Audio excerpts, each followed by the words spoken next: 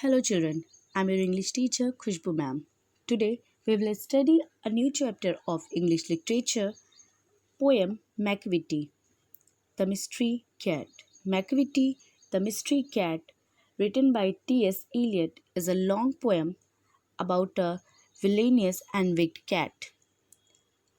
The poem describes how he manages to commit all types of crimes and always escapes from being caught. He breaks all the laws, yet the police fails to catch him. He also has some alibi, or we can say his companion in crime. The poem is light in tone and theme is not serious. It is a humorous in nature.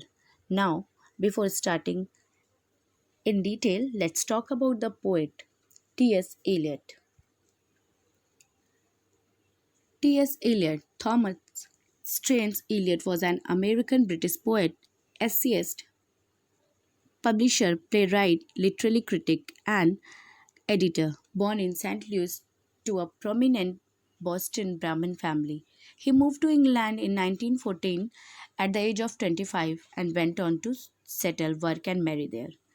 He immigrated and strongly established himself as one of the foremost poets of his time within a decade. Considered one of the 20th century's major poets, Eliot attracted widespread attention for his poem The Love Song of J. Alfred Prufrock 1915. He also he was awarded the Nobel Prize in Literature in 1948 for his outstanding pioneer contribution to present day poetry. Now, let's start the poem. We will discuss each stanza in detail, line by line. Macavity Macavity, cat, mystery cat.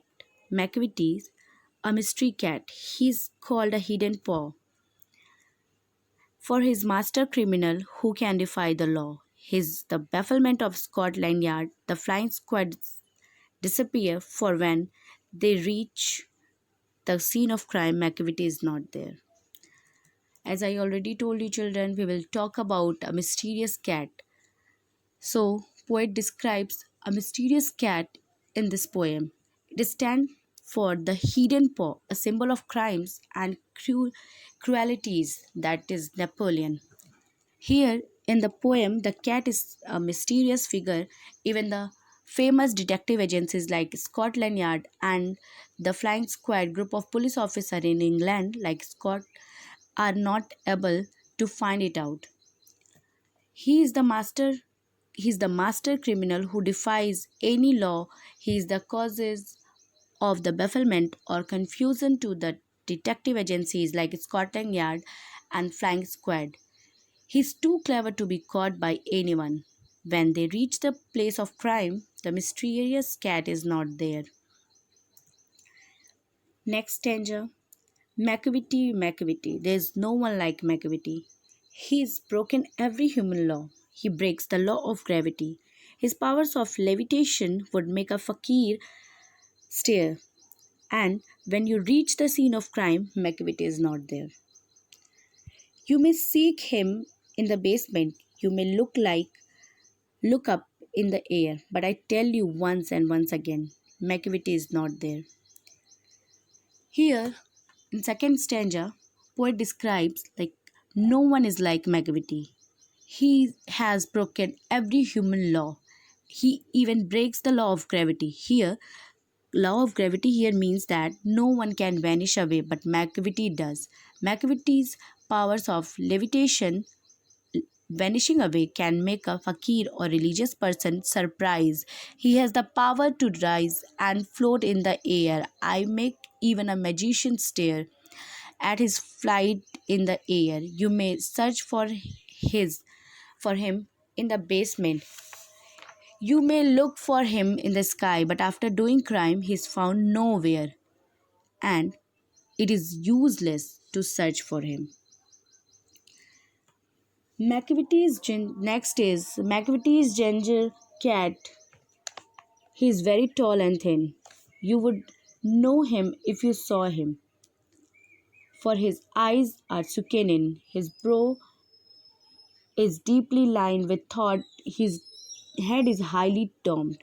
He- His coat is dusty from neglect. His whiskers are uncombed. He saws his head from side to side with movement like snake.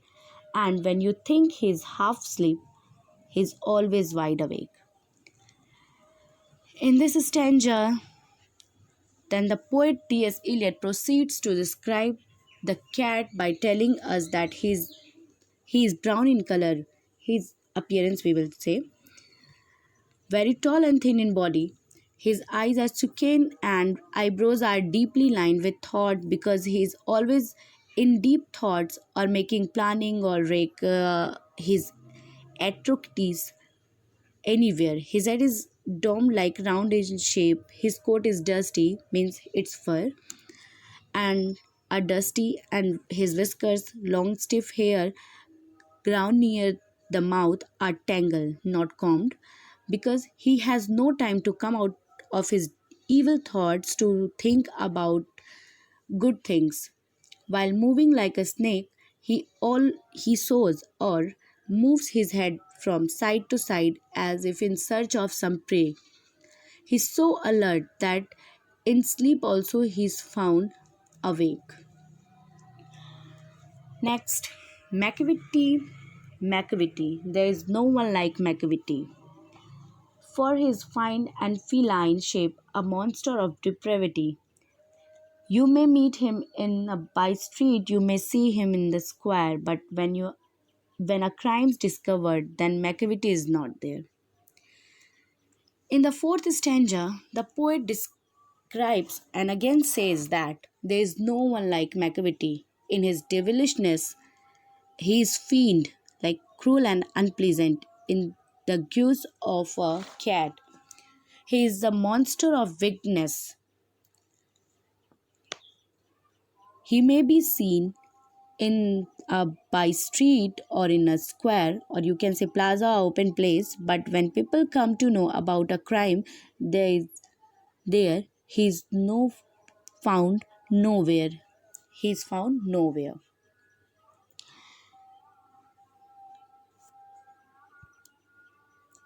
He is outwardly respectable. He's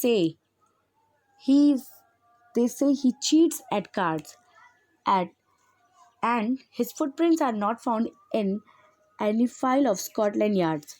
And when the ladder's looted, or the jewel case is reflated, or when the milk is missing, or another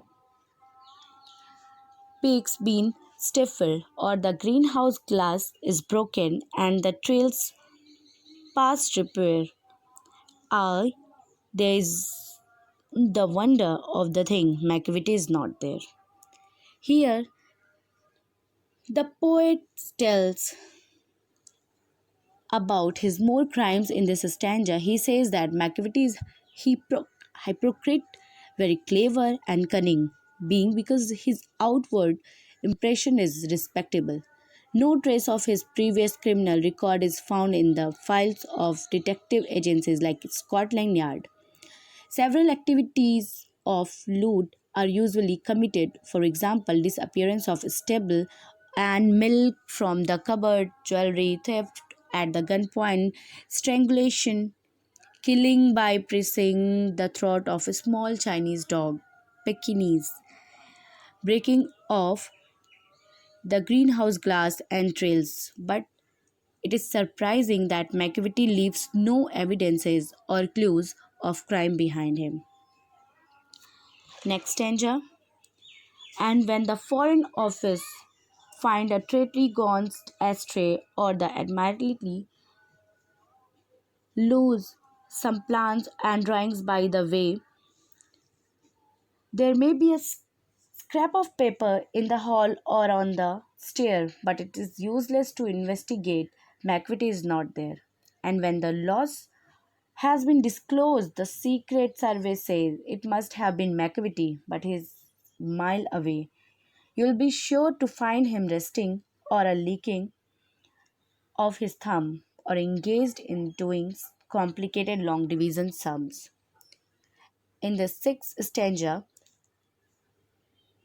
poet continues describing Macavity's crimes. When a file of treachery from the Foreign Office is found missing, or the Admiralty in the past of Britain, the Naval Office has lost some plans and drawings, or a scrap of paper is found in the hall or on the stair, there is no use investigating the matter because Macavity would not be found responsible for those crimes. The Secret Services might say that it is done by Macavity, but that is of no use. Why? Because he will be half a mile away from the place of crime and maybe relaxing or licking his thumbs or maybe busy in solving the complicated, difficult sums of division. Macavity, there is no one like Macavity. There never was a cat of such deceitfulness and suavity. He always has an alibi and one or two to spare at whatever time of deed took place. Wasn't there. And they say that all the cats whose wicked deeds are widely known, I might mention Mingorajeri, I might mention Griddlebone, are nothing more than agents for the cat who all the time just control their operations, the Napoleon crime. In the last stanza, the poet says that there had never been such an deceitful and tactful, confident, and charming cat as him in the past. He's always ready to use an alibi or excuse or more, but he's not present at the time of crime. Then the poet mentioned about other cats or companion like Mungoro, Mungo Cherry, and Griddlebone, whose wicked deeds were also known to people, but those were also the agents of Macavity, who control their action. He's really the Napoleon of crime, actually. So, children, hope you all have understood this poem. Now, read the poem again and try to understand. Thank you, everyone.